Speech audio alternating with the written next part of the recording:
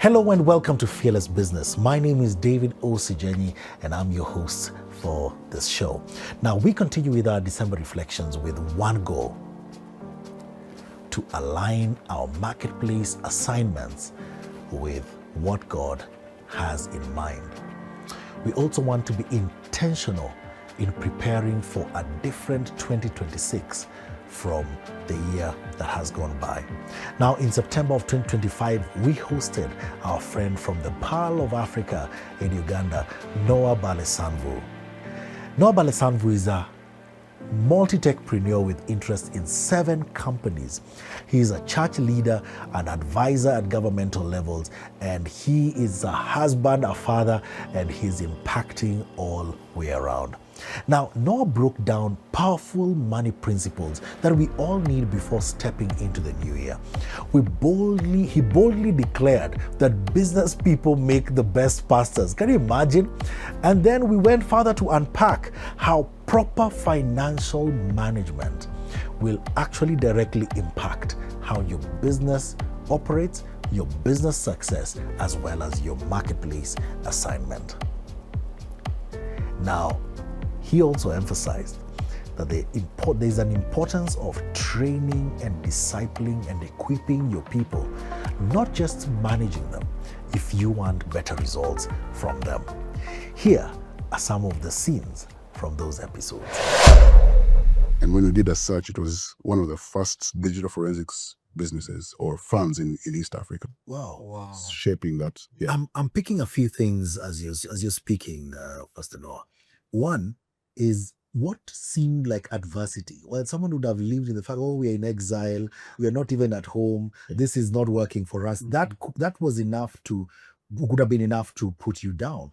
But I'm seeing how that adversity, the space that you're in, you thrived in that space. You embraced the space. Your parents embraced the space. They found work here. They built their careers, and in that space, God was already planting something inside of you. Yes. People would call us and say, hey, I need a website for this.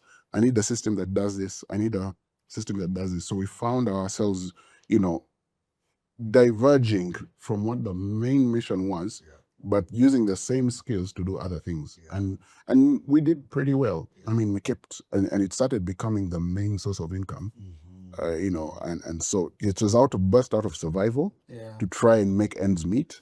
But then when you're deep into forensics, you are the core business of systems. So you can design them to be strong, robust.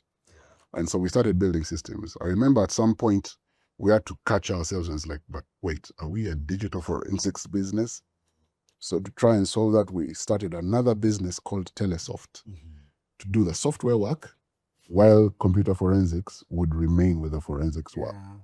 And I just want to jump onto that in terms of a lesson to draw there. Because sometimes, especially when we are young, campus guys, you're starting a business, then it's looking like the market is not ready. And sometimes you're just dying with it instead of pivoting.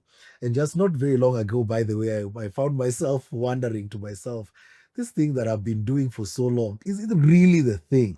And so I understand when you're talking about being able to come back, but in the interim time, you may need to survive. You may need to do certain things that are not quite in the right direction, the same direction as you wanted to go. Yes, I think I'm now 30. Barely 30. You're all like...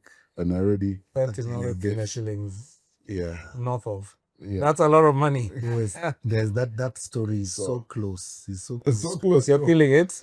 I'm feeling it because that's how my dad's business went down.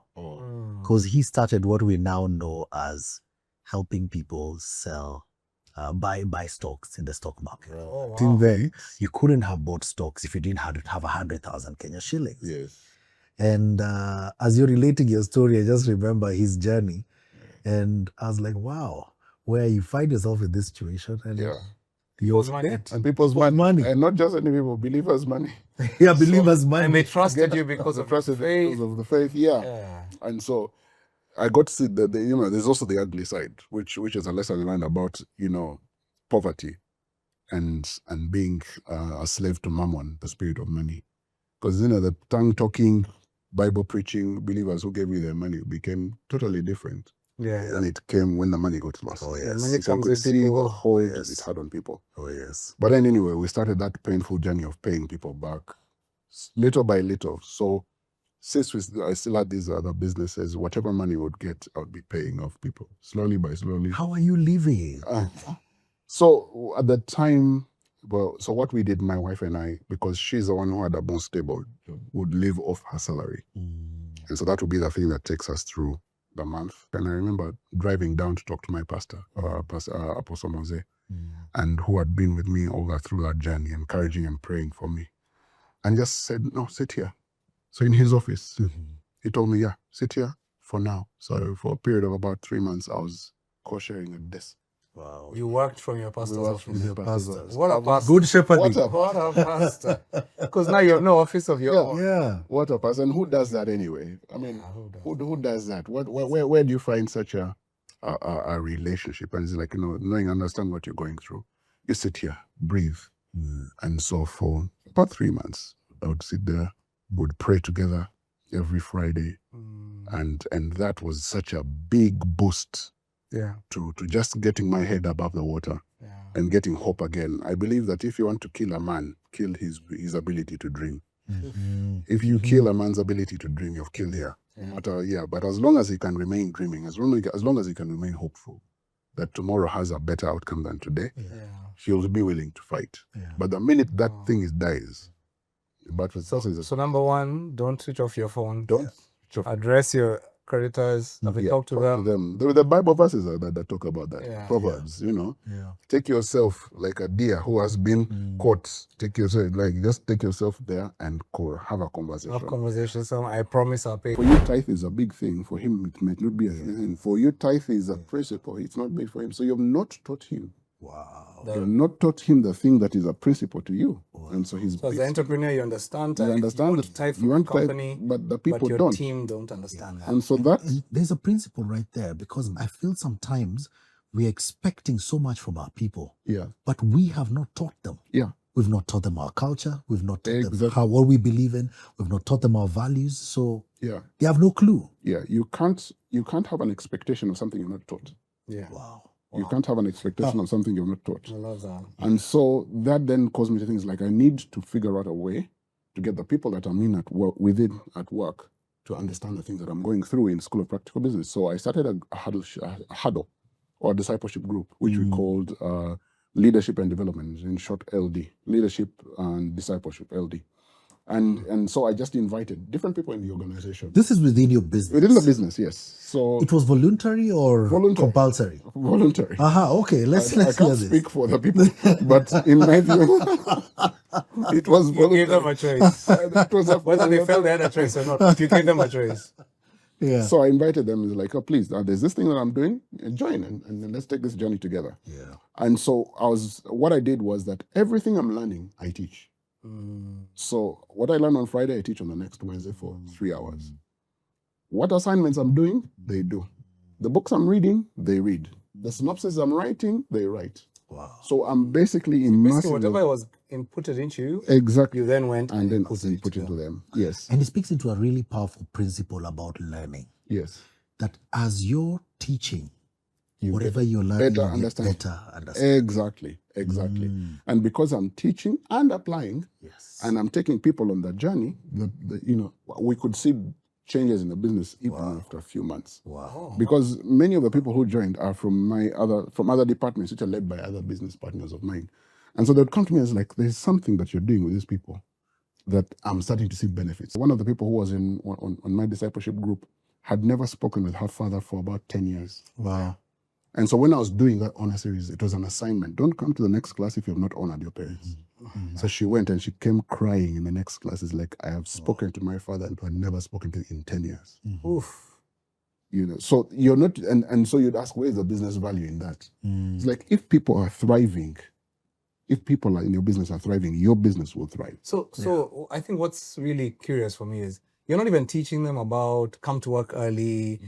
This is a vision of our business necessarily. You're teaching them about how to be better people. Yes. How to honor their parents better. How to become Better disciples. better disciples. Yes. But in that, the translation is that there's a result in the bottom line of the employee, their productivity. Yes. Because how does that work? Like, how is it that I'm teaching you, like, almost, I'd almost think spiritual things here, but they're actually producing something tangible in the workplace. It is like any spiritual seed. Whatever you sow will result in an outcome. He takes a risk and says, "That's your word." Then he goes and gets the business deal of a lifetime. Yeah. And he's amazed, and even says in one of the gospels, like, be far from me, I'm a sinner. Yeah. And Jesus looks back at him and says, "Follow me, and I'll make you fishers of men." Yeah. What does that mean? Is that Peter recognized that this person transformed his business. That's right. This person transformed his business and then sold a vision that was much bigger than anything he could ever dream of. Yeah. And so it was so easy for him to let go of his life and follow the bigger vision of Jesus, because it's like the same thing he has done for fish. Yeah. He's going to make me do it. Yeah. And it will be like what I'm seeing here. Wow. You think you made money, Yeah. but for some of us, what we're running is a glorified hobby. It's a glorified. Basically just a hobby that, because you're just throwing money in and money's coming out and you're not actually making anything. Money out. passes through. Money just passes through in you. business. So today, actually, we want to hear, because he said something powerful, and he talked about the fact that this is one of the things he's had to learn. So maybe, Pastor Noah, you can start by just talking to us about what life was like before you understood how to manage your business financials. Wow. Again, thank you so much for the opportunity. You see, when you're dealing with money, especially with business people, it's like trying to touch your eyeball. Have you ever tried, or someone else trying to touch your eyeball? You could try. You blink, you close it. It's like, how much money do you make? And the eye closes. But then the first thing is to be vulnerable and understand that you can't get help if you don't open your eyes. Yeah. So, I mean, when we started business, far back, my financial blueprint, Apostle talks about in his book, Straightforward Financial Growth, talks about our financial thermostat, our financial blueprint. Everything that comes to you is more or less net gross profit. Okay. Or gross revenue. And so we take on our gross revenue, we take 10% and say, okay, well, this is tithe. And it goes to a tithe account. The most important thing we learned from a book called, I think it is Profit First, is that don't have these account percentages just in an Excel. Yeah. Have them in physical accounts. In your bank. You'll thank me later. Yes. Because an Excel can look good, but it's one account. It's one account. Bank so charges, have a tithe account. Have a tithe account. Because your Excel can hide things. Your Excel can hide things. You have a shared account for finances. I know that all you think you have money and then you're told, that money was used to pay salaries. It was on your Excel. It's no longer there. Yeah. So I remember a very long extracted conversation with our bankers when we told them to open 11 accounts. Under the same company name, and they're like, it had never been done before. And then they wanted to charge it differently. Some charges, anyway, long story. Yeah. You got 11 accounts opened.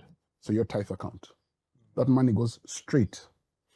10% of the income that comes into goes to that account. So you have an income receiving account. Yes, 10% goes to the tithe account. 10%. Yeah. Yes. Then we had 20% for savings. Why 20%? Because it's a fifth. It's a principle from the Bible. Joseph made Egypt the richest nation on earth because of 20%. 20%. Yes. But then if you're doing it religiously, if you're doing it as a percentage by principle, and all these things go to the necessary accounts. Over time. So your most important ones, tithe. And then savings and because this is where savings and investments. Yes. And then people.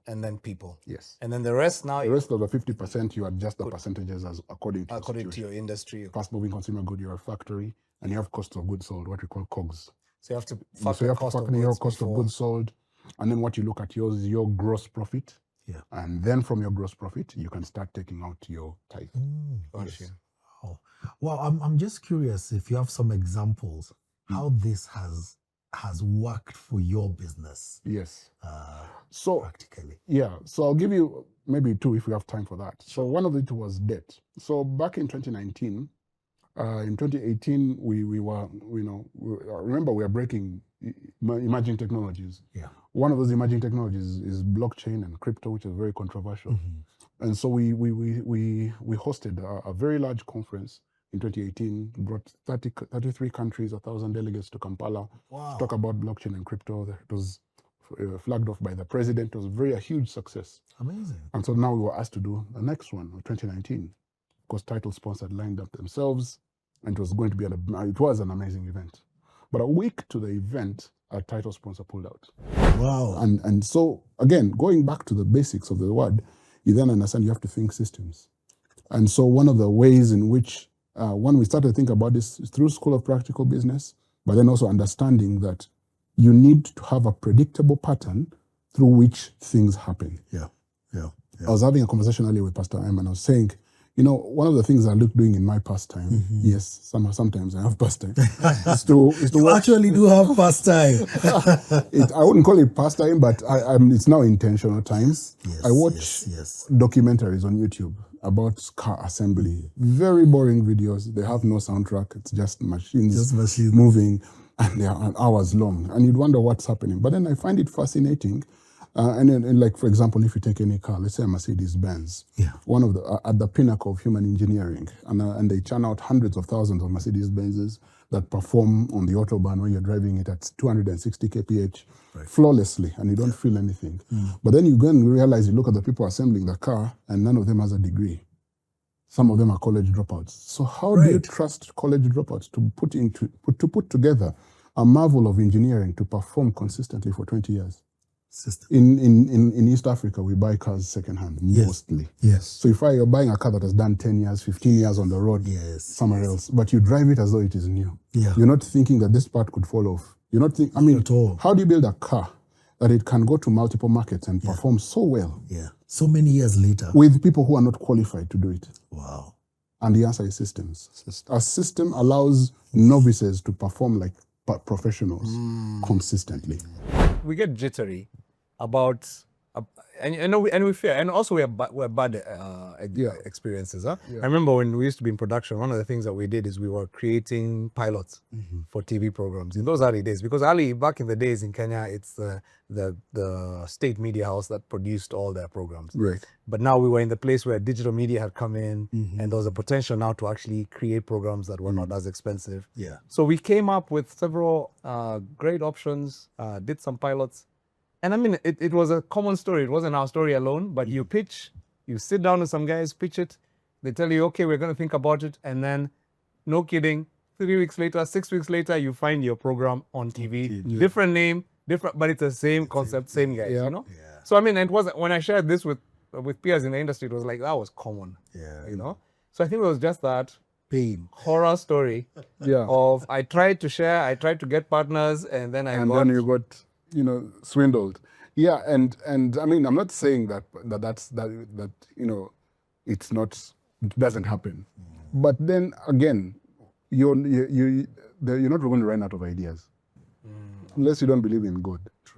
And such a shift in mindset in it. Yeah, I mean, if this idea gets stolen, I mean, go off with the positives. You had an idea worth stealing. There are people who have ideas, listen to them like it. And and by the time you have an idea worth stealing, that means your mind is in the right place. The right engine is firing in your head. Right.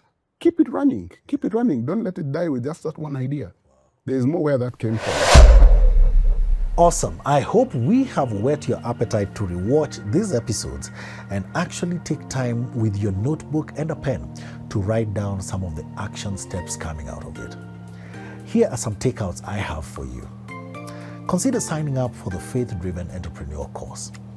The details of these are on the screen, on the flyer, and if you have any questions, feel free to reach out to us through our WhatsApp number. Evaluate who you'll be bringing into your team. That's one of the key things for you to think about. Think about the criteria and that guides you when you're hiring. What training gaps exist within your team? What conversations do you need to have with your team to understand their challenges? Meet your team regularly, not just to work, but to teach and to disciple and to hear them out, because you better know your people and can provide value for them when you know them. Consider taking them through Mizizi, which is a 10-week purpose discovery program. We're happy to help you think through this and even set it up for your organization. This has been Fearless Business, and my hope is that you're applying the takeouts and the learnings that you're getting from this program. Well, You're preparing to go for Christmas in another few days, and this is from us at Fearless Business. We just want to wish you a very Merry Christmas. Spread good cheer, but also minister to someone. Provide food for someone, clothe someone, and let them experience the love of God. Spread the love as a fearless business and marketplace influencer. This has been Fearless Business, where we challenge you to go forth and be fearless.